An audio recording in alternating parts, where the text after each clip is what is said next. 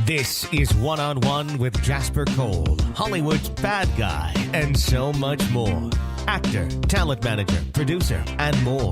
Now he's sitting down with today's top newsmakers from entertainment, politics, pop culture, and beyond. This is One-on-One with Jasper Cole. Woohoo! All right. Howdy, howdy, howdy, and welcome to One-on-One with Jasper Cole. This is your host, Mr. Jasper Cole, and we are coming to you live from Temple-based studios right here in Hollywood, California. Please follow us on social media, on Instagram and Twitter. It is now Jasper Cole Says, S-A-Y-S. Facebook, Jasper Cole. There's jaspercole.com. Too much Jasper Cole. But if you go to jaspercole.com, there's a link to One-on-One with Jasper Cole, and all the information is there. And but I want to get right to our special guest today. I have to apologize because we tried to do this interview 2 weeks ago and something came up and I couldn't do it. But I want to welcome an amazing actress. She kind of does it all. She's a hyphenate. She does a lot of different stuff. But we're going to let you tell us all about your journey and your life. Please welcome Vida Ghaffari.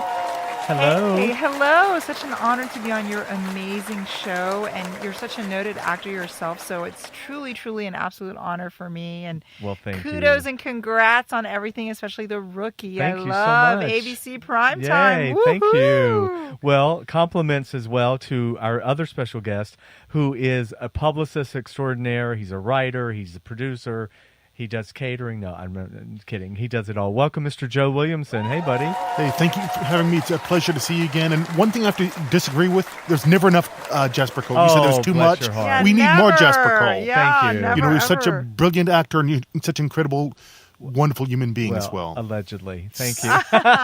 I'll pay. You got the check, right? I'll give it to you later. Anyway, well, Vida, congratulations on all the work you have going on. And first of all, where can people follow you on social media or find out what's... Sure. You can find me at Vida Ghaffari, Vidaghaff like Frank, A-R-I, on Facebook, Instagram, Twitter. So I'm around. That's easy. It's all your name. It's all my name. And yeah. it's Ghaffari like Safari. Ghaffari like Safari, and actually in Farsi, it's like a common name like Smith. Oh, it is? Yeah, so I'll go to like the West Side and I'll sign my bill and they'll be like, "Are you related to so-and-so Ghaffari?" And I'll be like, Probably 20 generations ago. Oh, that's interesting. Yeah, there's I a didn't lot know of that. us out here. And whenever we meet each other, we try to figure out how we're related. So it's funny. Well, I want to get into your entire background, but before we do that, let's talk about some of the upcoming stuff you have that we want to plug. You've got lots of films. You've been very busy. And very excited. First of all, I just had the premiere for Robo Woman. Dustin Ferguson is an amazing young filmmaker, cult filmmaker. Great cast. Donna Lee Heising is in it. Legendary actor Mel Novak. Sue Price from the Nemesis franchise. Brink Stevens, big scream queen from Slumber Party Massacre. So great cast. We had really noted actors. Aki Aliong was in it, so we just had our premiere recently, and that's doing very well. Also shot Harley Wallen's Abeyance, and that's in post right now. The premiere should be this September in Hollyweird, as you accurately say, and it's going to be in different Literally. markets, and then, of course, it's going to go to VOD. So very excited. It's going to premiere in Los Angeles. There's going to be a New York premiere, Chicago, Boston, Philly, a few other places, so that's very exciting. That was a really amazing cast. Harley's an amazing filmmaker as well. Richard Tyson, Scout Taylor Compton, Billy Wirth, again, legendary actor Mel Novak.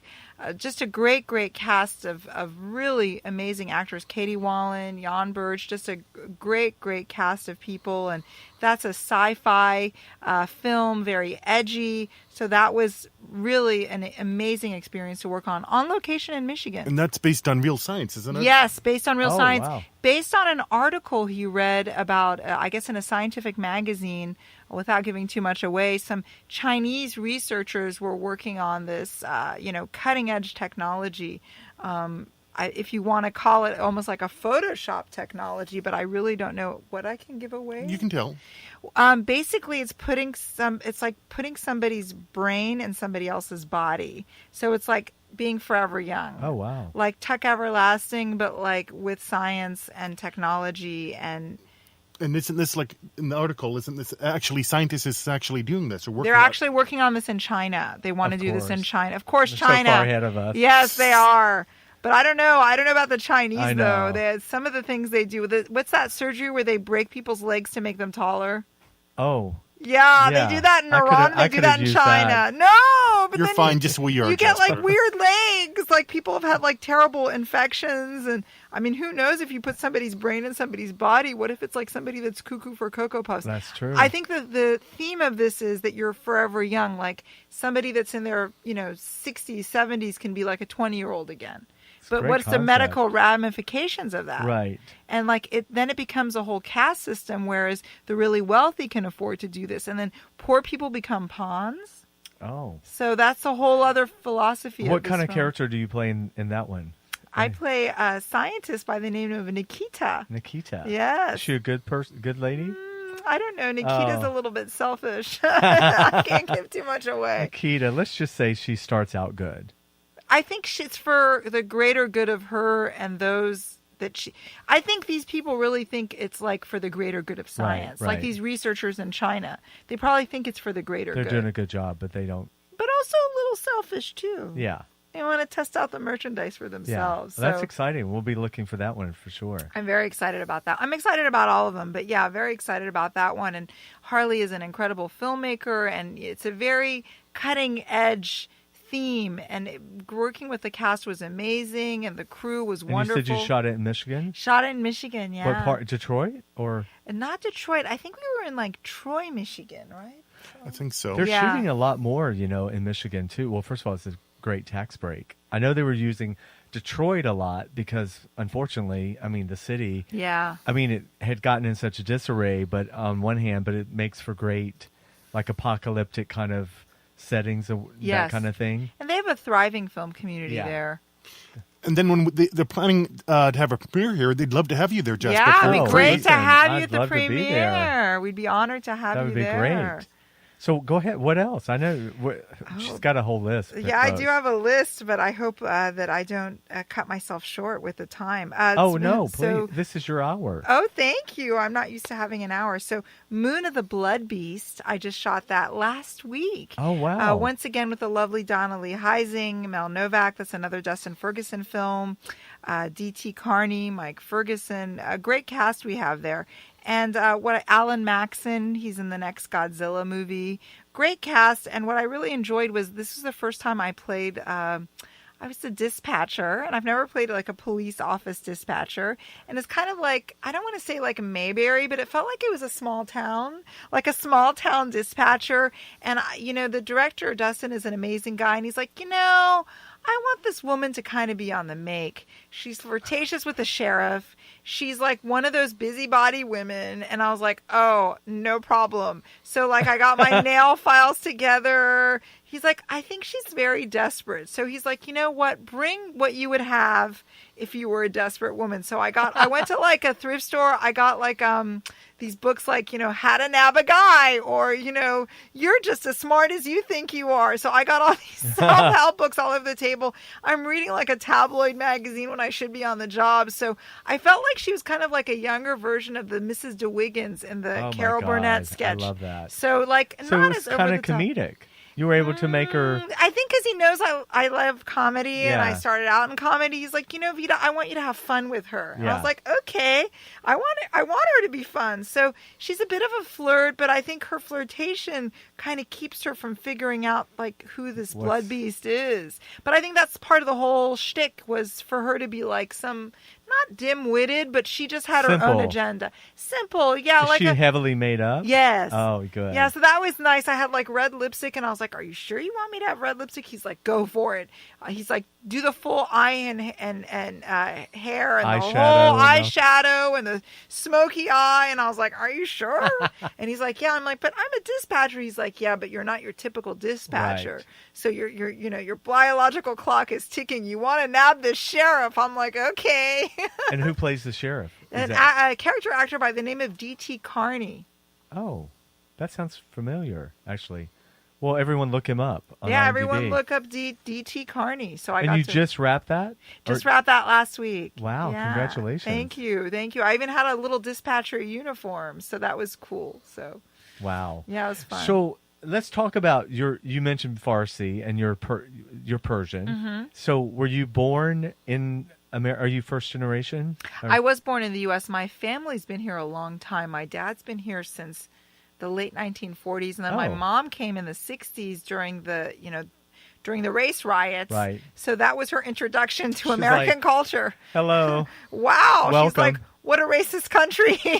Because they're from D.C. My family's from D.C., so that was in the middle of all of that. Right. So it was a crazy time to move to this. Because, when you're in another country, you think everything is like I Love Lucy or Ozzie and Harriet and a white picket fence. And she was really surprised. I'm sure. So she has her own views on everything because, she immigrated to this country during a tumultuous time. So born and raised in the D.C. area, studied journalism, and my dad, typical Persian father, he's like, study economics, you'll get a job at the World Bank. There's a certain tax you don't have to pay. Gosh. But I would have had to pay that tax because it's only for foreign nationals. So my dad was very practical, but he didn't have he wasn't that, he was very smart, but not that clever.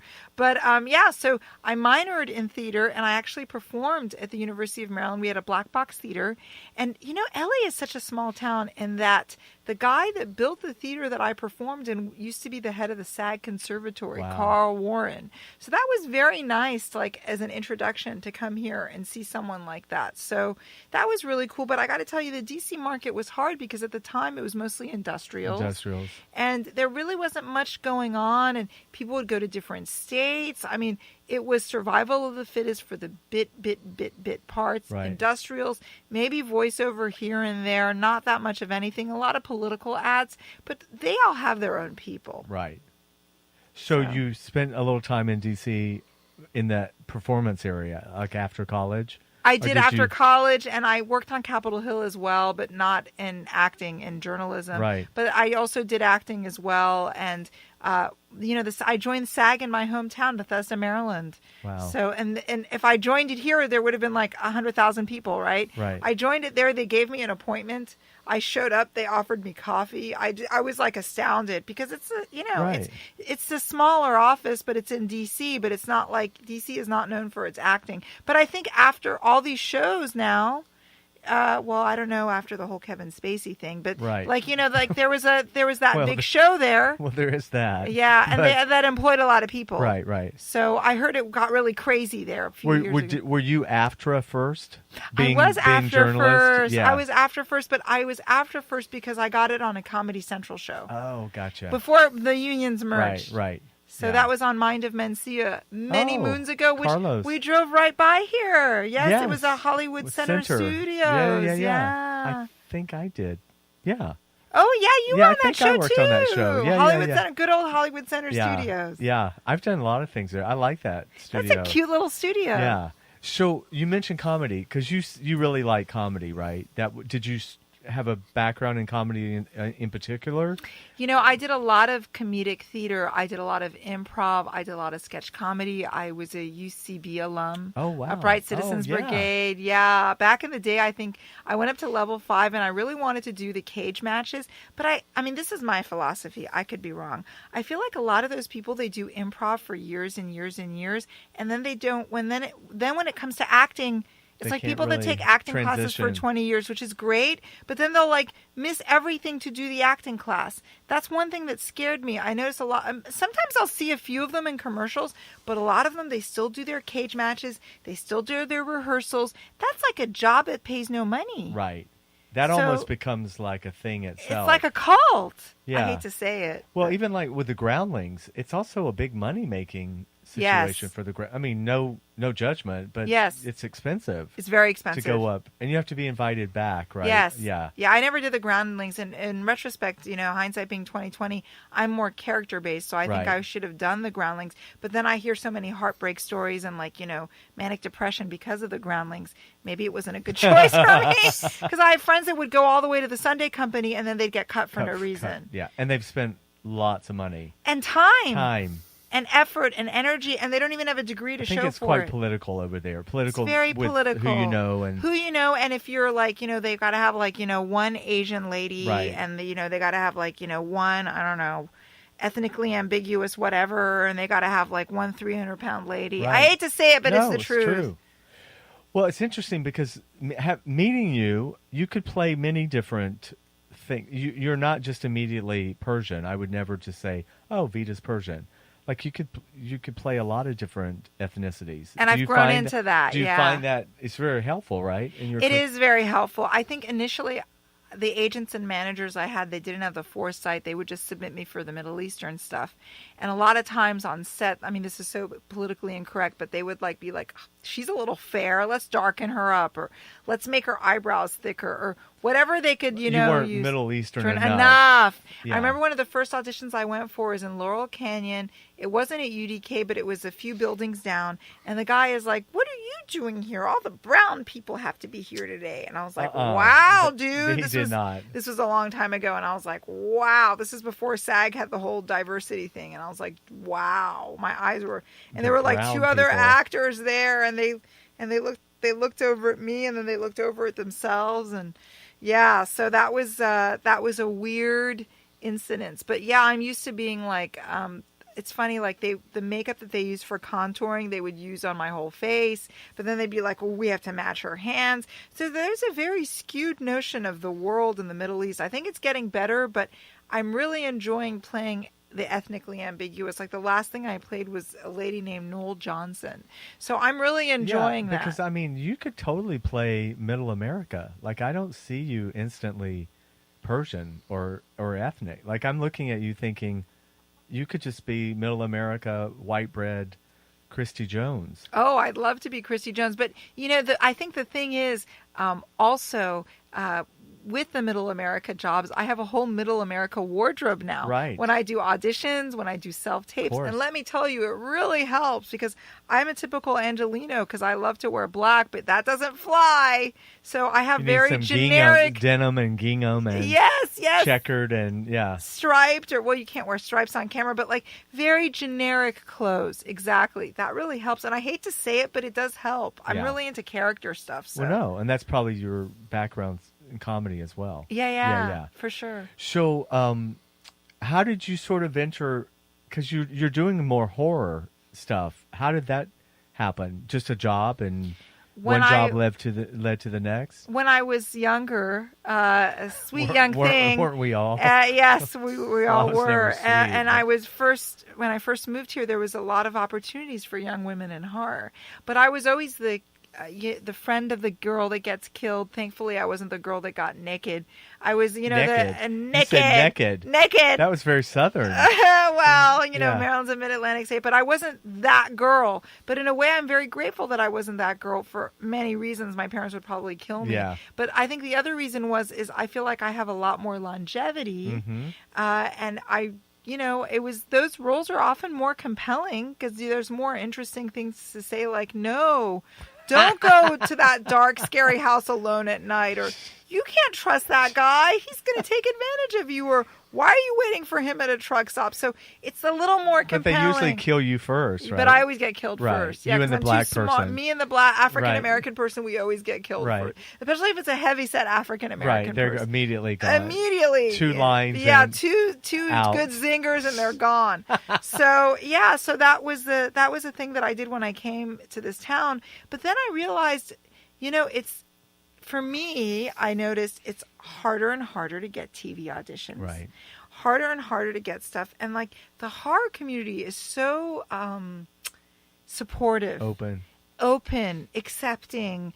I can play so many different roles. Whereas, am I going to go over the hill for an under fiver? There's women there that have a lot more credits than I do, and a headscarf, or a burqa. The last TV thing I did was Jimmy Kimmel, and I was in a burqa, and that was very uncomfortable. I've worn burqas before, but this one had like the netting. What is it? Hollywood's obsessed with the burqa thing. They are obsessed with the burqa, and now there's the burkini. Right. So that's a big thing too. So I think it's just so different. They just want to.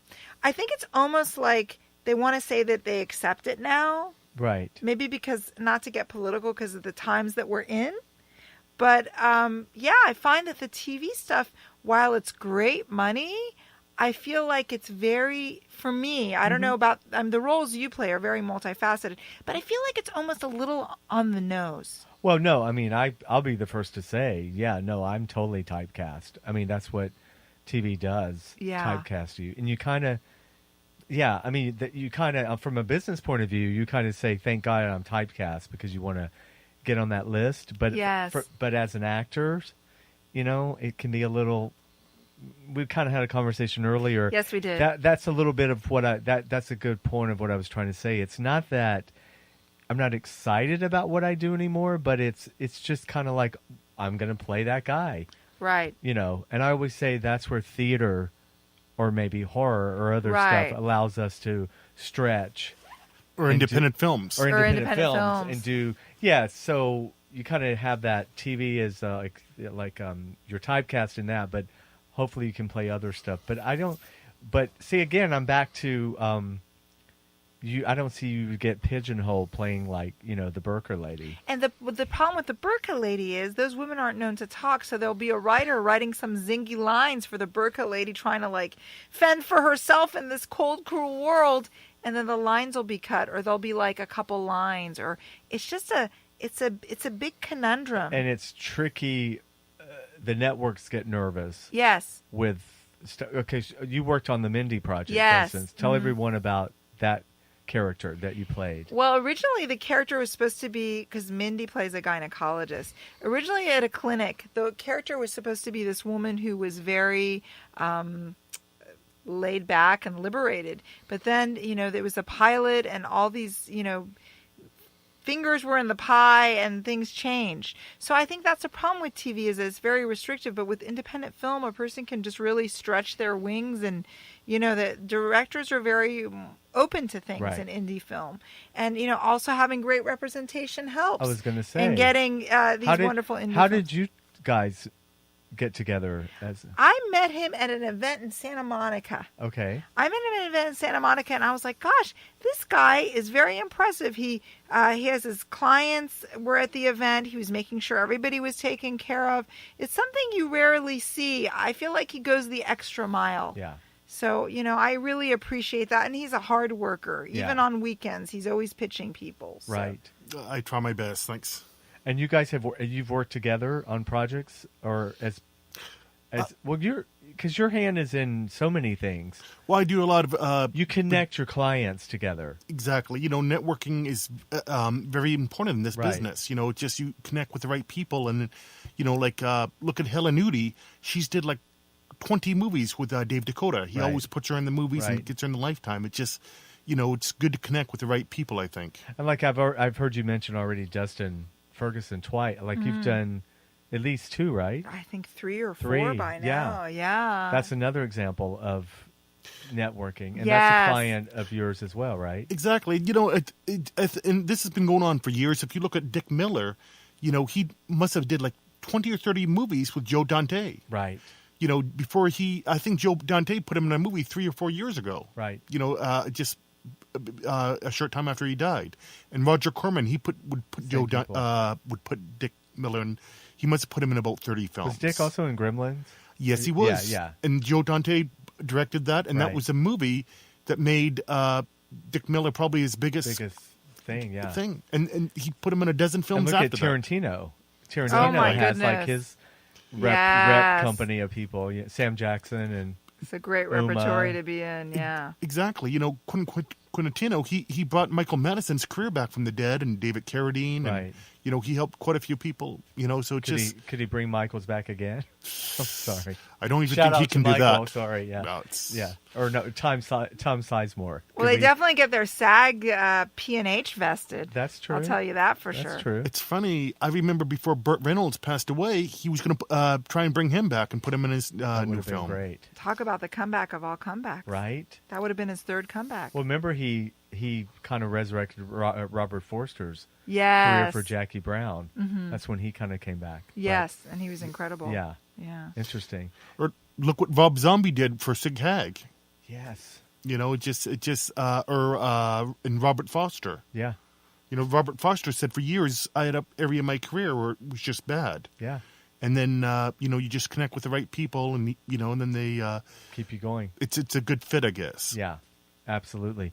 So back to Vida. So what I'm fascinated by is with the whole politically correctness right now, with the Persian, with Saudi Arabia, with Dubai, and all this stuff that's happening, and the Me Too movement. Women's, because I have this thing where I'm like, I know we're not going to get too political, but we're post Me Too movement. I know, aren't we? but I'm always amazed. Like, the Middle East has the worst conditions for women, but yet America support in so many ways. We need them for so many things. Isn't it amazing? It's so crazy. It's like, they're horrible to gays, they're horrible to women, and it's just always it's awful to women, awful to gay people, terrible. It's not even like it's close. I mean, it's just like a third world country. And they get a free pass because of the oil money. Right. And the location. Wow. But things were different for my parents when they grew up in Iran. It was a very cosmopolitan place, no headscarves. It was just a different thing. That's what's so scary about it's like a religious fanaticism without getting too political or religious. Well, no, I mean, that's when you have a family that comes from a situation where they fled, this, I hope what Americans can wake up now with the last 4 years and realize this is what happened in Venezuela. Oh my God, yes. Trump can be, and I said the word, but Trump can be symbolic of how a country gets taken over by a dictator. It's very slow. And Venezuela was in with Iran. So, I mean, that was really scary. I have Venezuelan friends that were very nervous. And look at what's happening now. So, I had a lot of hopes for them. I mean, who's to say anything about anything anymore? Right. Well, of course, do you watch The Shaws of Sunset? Yes, and I've met some of them. Let's just bring it right back to the really important stuff. I've met some of them. They're very interesting characters. They're very wise business people. Because, I'm a reality freak. Like, a lot of people find that they're very shocked that I watch all the housewife shows. No kidding. And The Shaws of Sunset. And which one? Have you met Reza? And I've met MJ? Reza. I've read MJ is very nice. Golnessa is not what I expected. She's not as crazy. They play personalities. Yeah. And I met the one, Lily. She has the Lily lashes. Yeah. She was really sweet. And then the other one that I met, I forget not the cute guy. I met him once. And then there was another girl, the one that has that diamond water. I met her. That's had the baby with the Michael Jackson. This is Jermaine's son. Yeah, she's nice. She's very nice. But yeah, I mean, they're very wise business people because they all have, hair extension lines or makeup lines or the Lily lashes. And Reza's got high-end shampoos and soaps. Right. And so they're very good business people. I wish I had that business acumen that these Persians have. But now, how do you feel because there's this whole there's a whole thing about the reality world. A lot of actors, when it started, were so against the reality world, and now, of course, there's actors trying to get on reality shows. Especially the housewives. Right. What do you have any feeling about? Are you anti-reality or? My mom loves The Bachelor and The Bachelorette, so that's the only one that I watch because my mom loves it. But so you're not into? I don't know. I guess I tried to watch The Shaws of Sunset. It just never, because I have cousins that were realtors with Reza and the girl MJ, and they're too close to home. Yeah, they're like, they're not that wealthy. Right. They were just struggling just like everybody else. Not every Persian's like a rich Beverly Hills Persian. That's such a stereotype. Yes. Right? And then my cousin's like, the first season they weren't wearing Louboutin shoes. They were wearing like regular shoes. So then they got like product placement and, so, more power to them. But I don't know. Maybe, who knows? Maybe like a scripted reality, but I just don't know enough about it. I just watched The Bachelor and Bachelorette with my mom. Well, the thing is, I always say, being especially from improv, honestly, this is all improv. It is all. I mean, it's there's all a scripted. lot of it they think is scripted, but I have friends who've worked on some of the housewife shows.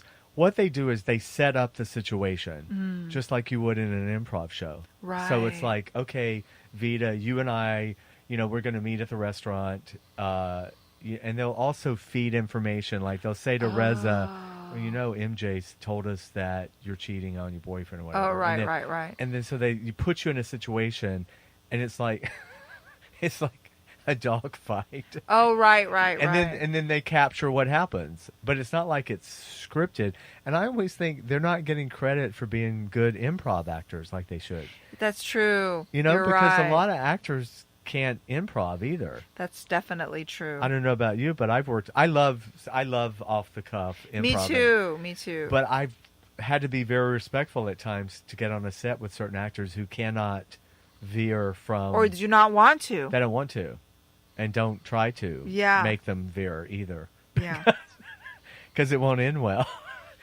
Yeah. But thankfully with Dustin, I've had the opportunity to improvise. I even asked him, is it okay? He's like, sure, it's fine. If you want to add any elements to your character, feel free to do so. He's very open in that way. He really likes improv, so that I feel I think blessed that's for important. It's funny. I had a story once that Roger Corman was doing a movie called The Raven. Right. And he had Peter Lorre, Vincent Price, and Boris Karloff. And Boris Karloff was old school, strictly from the script. Vincent Price could go both ways. He was easy. Peter Lorre would make it up as he went along. I don't think he went through that. And so Boris Karloff went over to Roger Corman and said, I read my script, and then Peter Lorre just comes with crazy stuff. What am I supposed to do? And Roger Corman had to kind of like wrangle the whole team together. Exactly. Yeah, I mean, you learn that as actors, everybody. That's the only thing, too, about I don't like to, sit around and pontificate on acting because I think everybody has their own method. Everybody has their own thing. Yeah. Personal to each person. Exactly. But I'm always fascinated when I work on a set by actors all have their own process. There's some actors that, especially on television, where you have all this dialogue and I've worked with big names who just they haven't even learned. They're looking at their little lines right before. Wow. And they're like, okay, ready, let's go, and then they do it, and then it's over and they've forgotten and moved on. But when you come in as a guest star, you're like, your lines, everybody's lines. But when you become a series regular and you have to, it's like etched in stone. Yeah. But I'm always fascinating. And then there are other actors who have to work on it and they don't want to, veer off. So right. Everybody has their own. Yeah, totally. So so that's been an interesting experience. I also shot Meat Hook: The Final Chapter as part of the Meat Hook Massacre franchise. So that was a lot of fun. Again, that was another Dustin Ferguson movie, and that just got a lot of attention. These cult franchises, they do so well for themselves. Such a following. Yeah, such a huge following. Did you say number 5? Wait, what? Well, they don't call it number 5. They call it Meat Hook Massacre: The Final Chapter, but it's the last one.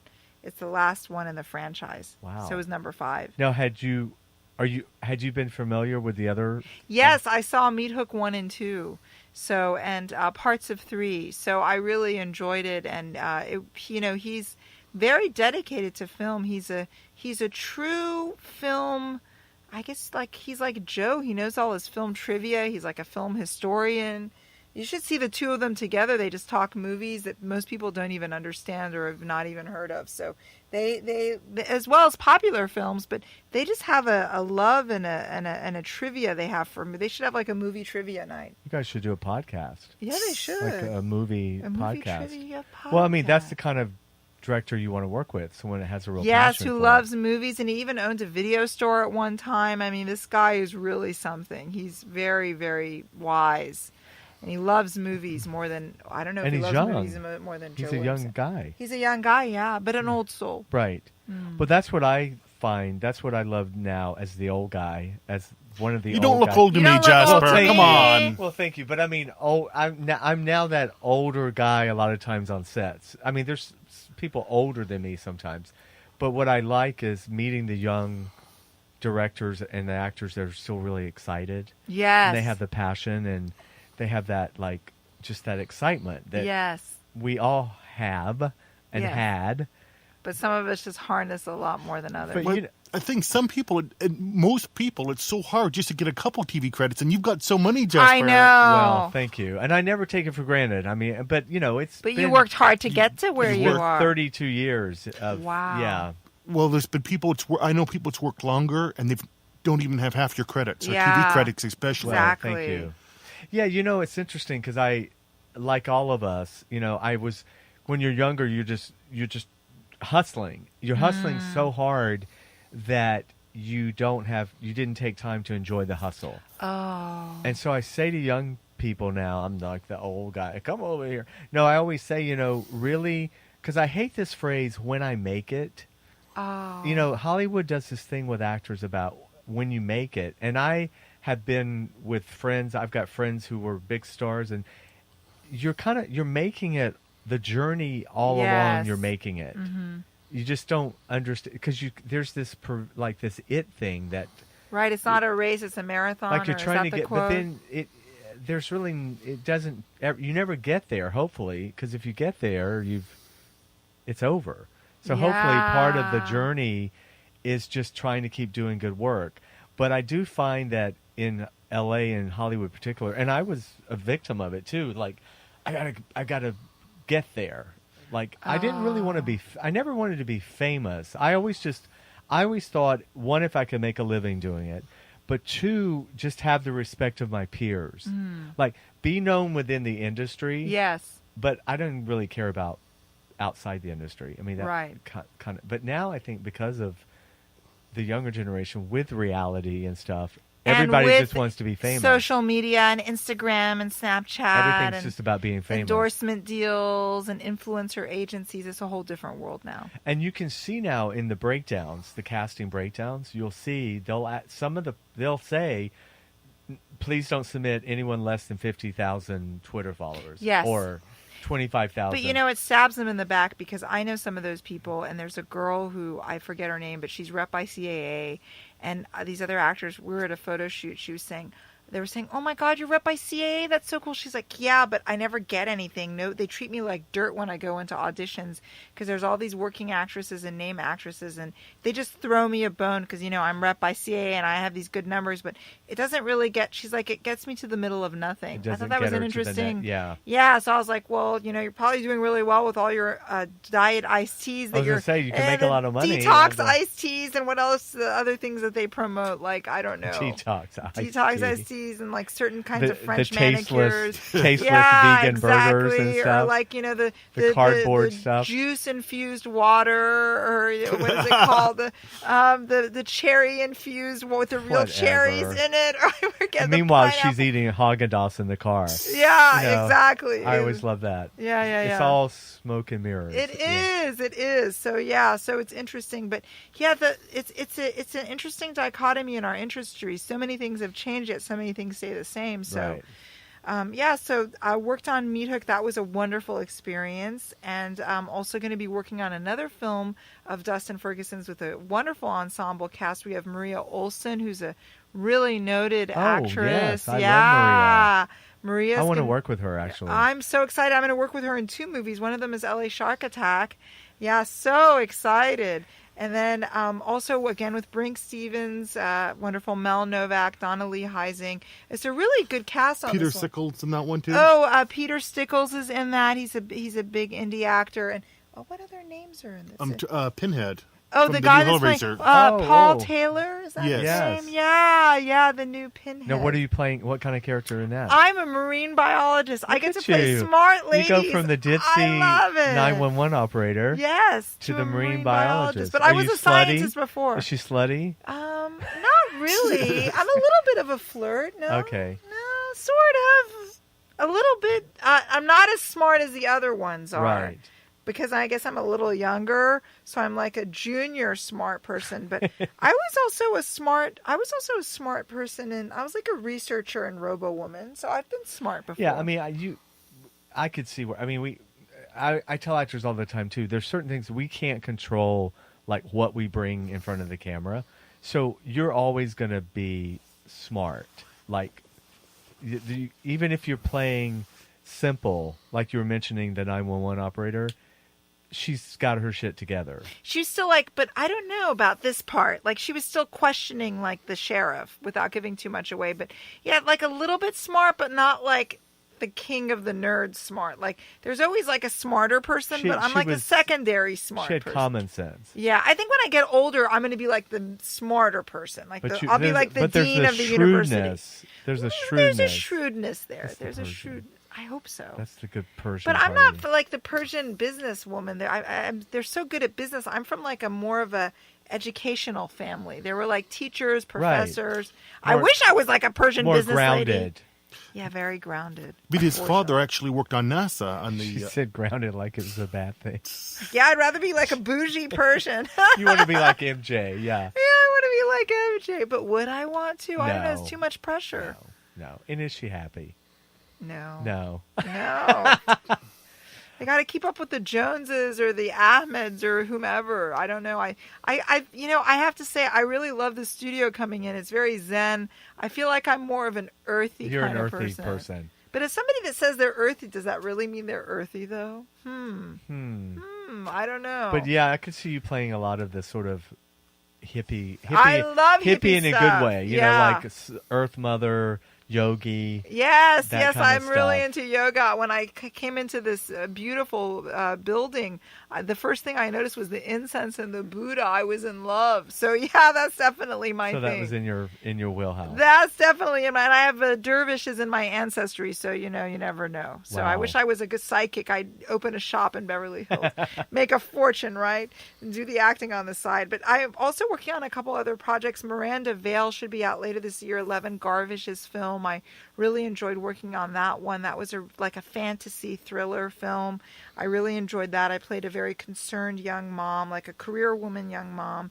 And then another film I'm very excited about where I get to work with Maria once again is Ed and the Living Dead. Wow. And that's a period piece. And I play an actress who's, kind of getting up there in her career.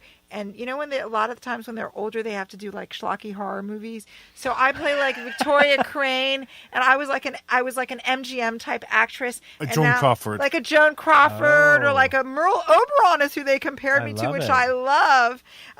Like a Vivian Lee type, and I have to humble myself by being in this Ed Wood Shitty, movie. yeah. Yeah. So I'm really snobby, and I'm really full of myself, and I have like what is it called? What they wear when the fur thing that they wear? It's not a fedora. It's a little Cape with the heads on it? No, it's like a little fur thing. Like a flapper has a little fur. It's like a Oh. little fur I don't have wraparound the fashion thing. gene. I don't have. Oh well, I wear like the very frou-frou clothes, Oh, okay. and I have like the long cigarette, and it's like I'm a 1940s. Wow. So I'm really looking forward to that one. I've always wanted to be like in a period piece. I've done voiceover that's a period piece. I'm reoccurring on the Suspense show. It's on XM Satellite Radio. It's right around here at Raleigh Studios, Melrose Yes. Music. I work on that, and I play a lot of like retro roles, like what are those femme fatale types of things. But it'll be nice to be one on camera, so I look forward to that. Oh, that's great. Yeah. Do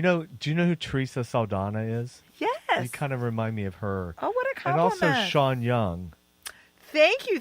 I loved her in that Kevin Costner movie. Yeah. I wouldn't want to be her in real life.